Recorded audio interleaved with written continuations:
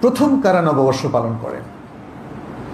নববর্ষ পালন করেন মিশরের শিয়া শাসক যারা ছিলেন, যাদেরকে ফাতেমি ধারার শাসক বলা হয়। তারা একসময় বিশ্ব শাসন করতেন। এখন যেমন ইরাক, ইরানে শিয়া ধারার অনেক লোকজন আছেন। তারাই খ্রিস্টানদের থেকে দেখে দুটো জিনিস চালু করেছে। একটা হলো নববর্ষ পালন, আর একটা হচ্ছে মিলাদুন নবী, নবী সাল্লাল্লাহু আলাইহি সাল্লামের জন্মদিবস। যেহেতু খ্রিস্টানরাও ঈসা আলাইহিস সালামের জন্মদিবস পালন করে, তাহলে তো আমরা আরও বেশি পালন করা উচিত। যুক্তি, তাই না? এইভাবে যখন সেই খ্রিস্ট ধর্মের লোকেরা নববর্ষ পালন করে, তাহলে আমরাও হিজরি নববর্ষ পালন করব, এরকম একটা চেতনা কাজ করেছে তাদের মধ্যে। কিন্তু মনে রাখবেন, এই চেতনা কোনোদিন সঠিক ট্র্যাকের মুসলিমদের মধ্যে কাজ করে নাই। কারণ তারা জানে রাসূল সাল্লাল্লাহু আলাইহি সাল্লাম আমাদের উৎসব ঠিক করে দিয়েছেন।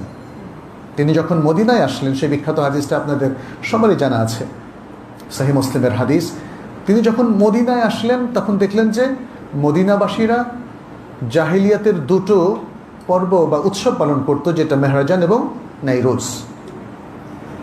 পার্সিয়ানদের থেকে নেওয়া, যেহেতু মদিনায় তখন ইহুদিদের বাইরে ছিল মুশরিক পৌত্তলিক, আর পার্সিয়ানরা ছিল পৌত্তলিকরা পৌত্তলিকদের পর্ব নিয়ে থাকে, মনে রাখবেন।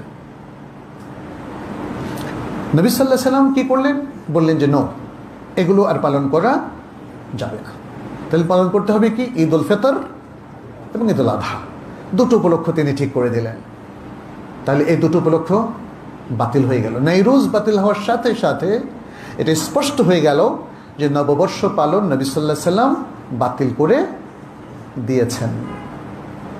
এটা তো তোর কোনো সন্দেহ নেই।